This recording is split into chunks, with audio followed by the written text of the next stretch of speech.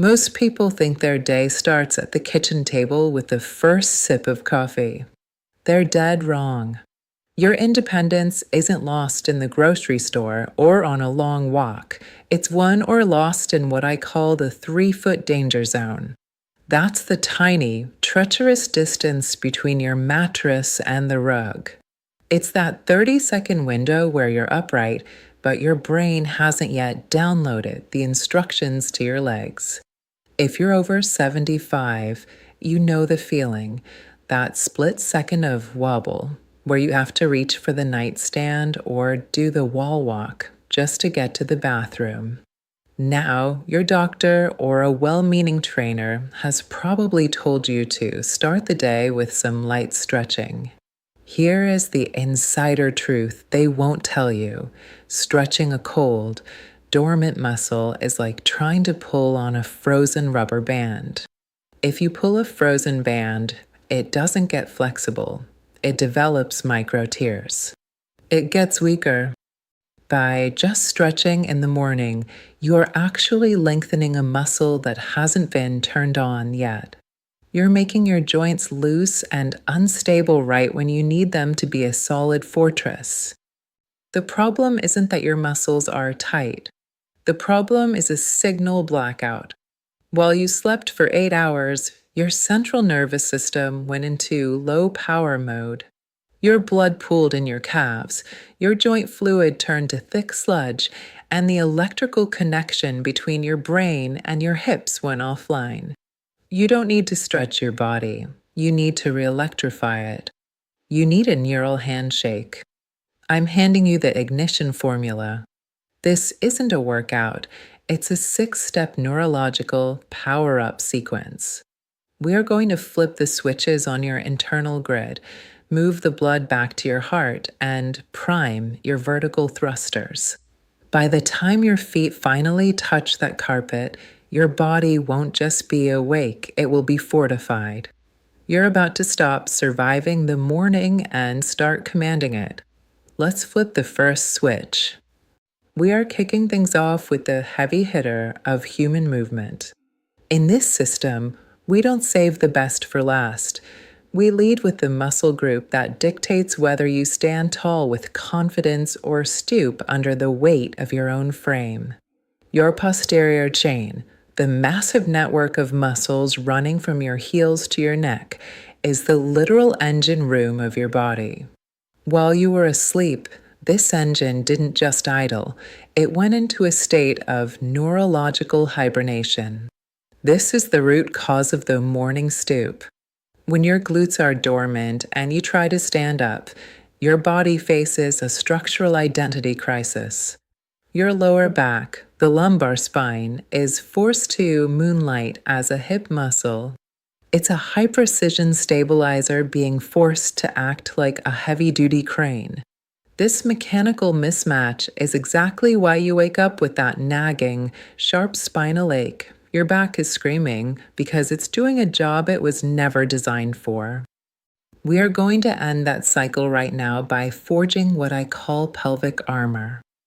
To execute this correctly, lie flat on your back with your knees bent, but pay close attention to the neural handshake, the prime, that most people miss. Before your hips even think about leaving the mattress, you must initiate a maximum effort squeeze in your glutes, as if you're trying to crush a walnut between your cheeks. This internal tension is the spark that flips the breaker switch back on in your central nervous system.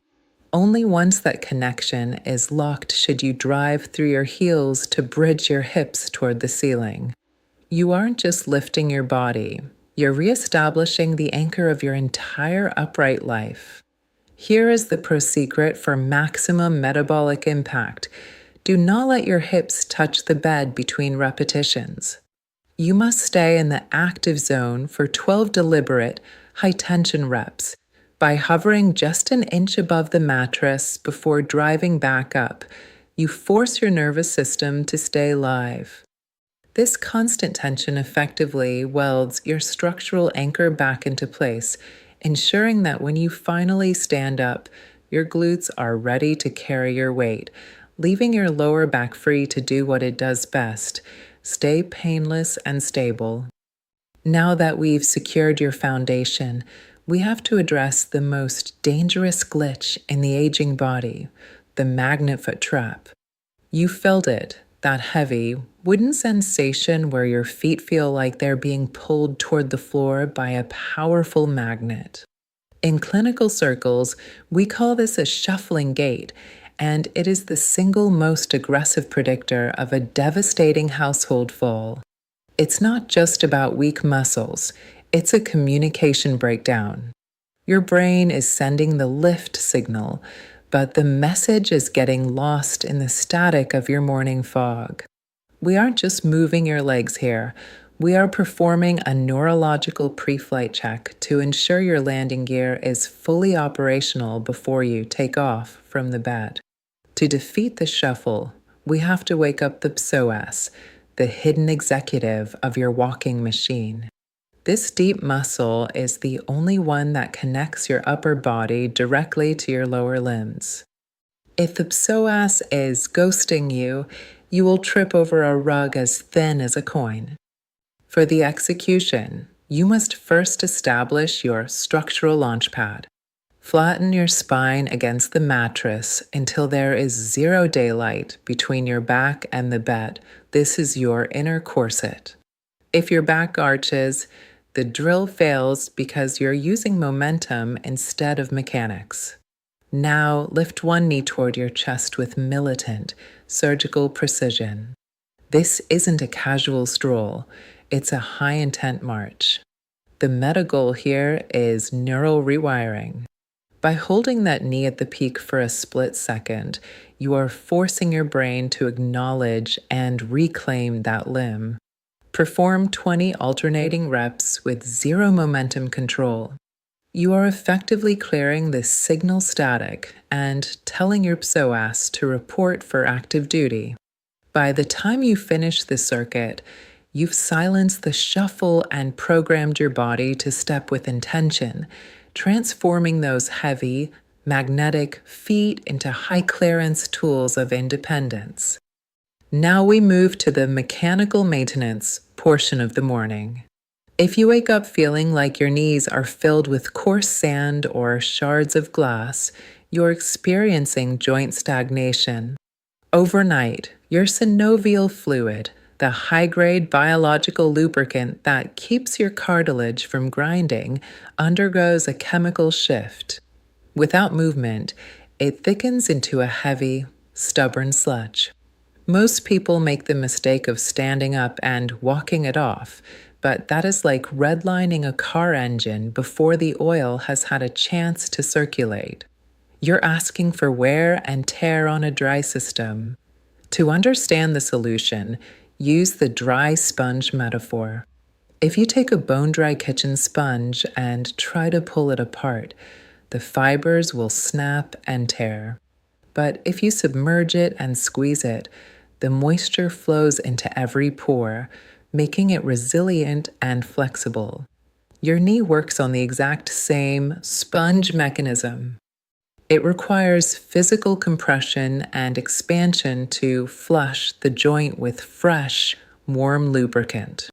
We are going to do this while you are still deloaded, meaning zero gravity and zero body weight, so the joint can heal without being crushed. For the execution, keep your non-working leg straight and focus all your mental energy on your right heel. This isn't a lazy slide. You must keep your heel heavy on the mattress at all times. Imagine you are trying to drag a 50-pound weight through thick, viscous mud using only the back of your leg. That intentional downward pressure is the secret sauce. It generates mechanical heat. This heat thins out the joint sludge and transforms it into smooth, golden WD-40 that coats every crevice of your knee capsule. Perform 10 slow, highly pressurized slides per leg. By the time you finish, you won't just feel looser. You'll have physically deep conditioned your hinges. You're prepping the hardware so that when you finally stand, Your knees glide with zero grit and total comfort. We're shifting gears from structural maintenance to the body's internal plumbing. If you've ever woken up with legs that feel wooden, heavy, or slightly numb, you're dealing with the aftermath of an 8-hour war with gravity. While you slept, gravity was your enemy, causing blood and lymphatic fluid to pool in your furthest extremities. This stagnant fluid is the primary culprit behind that heavy-legged feeling and that lingering, groggy morning fog in your brain. To fix this, we have to activate what medical professionals call the second heart. Here is the insider secret. Your calf muscles are not just for walking, they are high-powered venous pumps. Because your heart is located so far from your feet, it needs help fighting gravity to get blood back up to your torso and head. When your calves contract with intensity, they physically squeeze your deep veins like a sponge, mechanically siphoning blood and oxygen back toward your brain. By jump-starting this pump before you stand up, you are manually clearing the vascular traffic jam that makes your first few steps feel so precarious. For the execution, discard the idea of wiggling your toes. That won't cut it. You need to treat your feet like they're operating heavy machinery. Floor the gas pedal. Push your toes down away from you until your calf feels like a coiled spring, then pull your toes back toward your shins so hard that you feel a distinct burn in the front of your legs. This dual action contraction is the spark for your entire circulatory system. The cadence, we're looking for 20 rapid-fire, high-tension pumps. This isn't a slow stretch, it's a manual ignition. By the 20th rep, you should feel a flush of warmth spreading up your legs. That warmth is proof that you've successfully pressurized your vascular system, flooded your brain with fresh oxygen, and de-iced your limbs for the day ahead. We have reached the gatekeeper of your mobility. In the world of geriatric rehabilitation, your quadriceps, the 4 massive muscles on the front of your thighs, are known as your independence insurance. They are the primary engines responsible for what we call vertical thrust. If these muscles are strong, you can rise from a deep sofa, step up a high curb, or get off a toilet seat without needing to grab a handrail. If they are weak, you lose your autonomy. Period. This movement is designed to forge a high-tension connection in the quad, turning a soft muscle into a rigid pillar of support. The setup is critical for protecting your lumbar spine. You must bend one knee and place that foot flat on the bed. This simple tilt of the pelvis locks your lower back into a safe, neutral position. The working leg, however, must be treated like a dead straight steel bar. Most people fail here because they allow a microbend in the knee. If that knee sags even a fraction of an inch, the tension leaks out of the muscle and into the joint, defeating the entire purpose of the drill. Here is the nuance that separates a casual lift from a clinical-grade strengthening session. You must quad set before the lift. Squeeze the front of your thigh so hard that the back of your knee physically presses into the mattress. Only once that leg is rigid should you lift it roughly 12 inches off the bed. You don't need height, you need unyielding tension. Hold that steel bar at the peak for a solid 2 count, feeling the muscle quiver as it fights to hold the weight. The goal is 10 disciplined repetitions per side. The real work, however, happens on the way down. Do not let gravity win. You must fight the descent, lowering the leg as if it were a heavy crane being set down on glass. This controlled lowering, the eccentric phase, is where the most significant muscle fibers are recruited. ensuring your vertical thrusters have the power to lift you up and the control to let you down safely every single time. We've spent the last few minutes rewiring your lower body, but we cannot ignore the sleep slouch. Think about how you spend your 8 hours of rest. Most of us curl into a fetal position, our shoulders rounding forward and our chest collapsing inward. While this might feel cozy, it puts your upper body into a structural closed state. It tightens the pectoral muscles and locks the rib cage, which physically restricts your diaphragm. If you stand up in this state, you're starting your day with shallow breathing and a hunched posture that signals frailty to your nervous system. We're going to perform an oxygen reset to break that seal. The why behind this movement goes beyond simple flexibility. It is a respiratory unlock. Your lungs are housed within a cage of bone and cartilage. If that cage is stiff and clamped shut from a night of side sleeping, you cannot take in the full volume of oxygen your brain needs to shake off sleep. By opening the chest wall, you are manually expanding the volume of your thoracic cavity. This allows for a deep, diaphragmatic breath that floods your system with fresh morning air, instantly lowering cortisol and spiking your energy levels. For the execution, roll onto your side and bend your knees toward your chest. This locks your lower back so the movement happens exactly where we want it, in the upper spine. Stack your hands together straight out in front of you.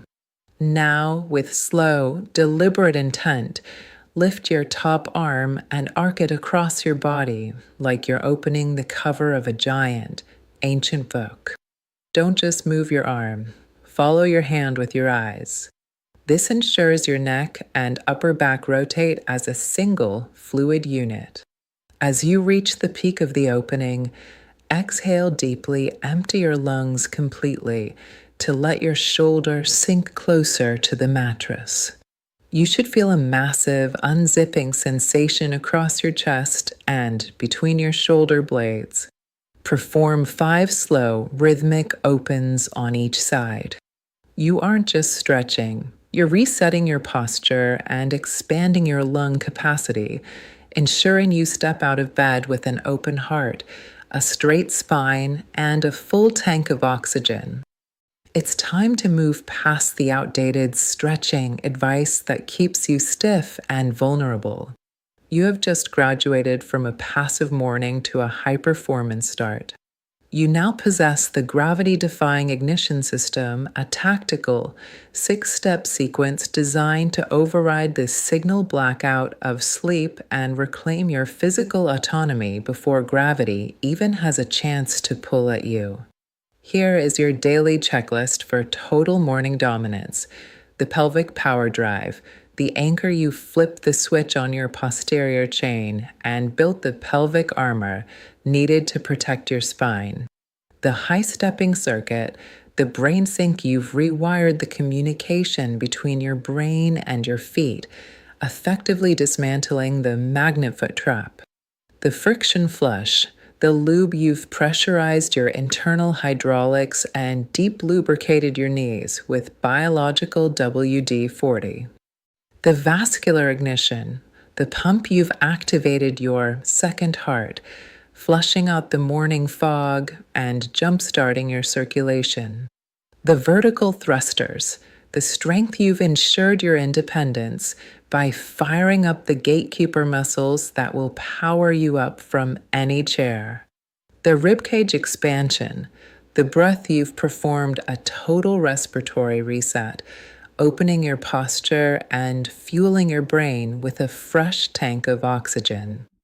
Commit to this routine before your feet ever touch the floor. Remember, you aren't just getting older, you are getting mechanically smarter about how you move. By mastering these first 5 minutes, you aren't just preventing a fall, you're choosing to lead an active, upright life. If you're ready to reclaim your independence and join a community of people who refuse to shuffle through their golden years, hit that subscribe button right now. Let's keep your signal strong and your foundation even stronger. Stay sharp, stay resilient, and I will see you in our next training session.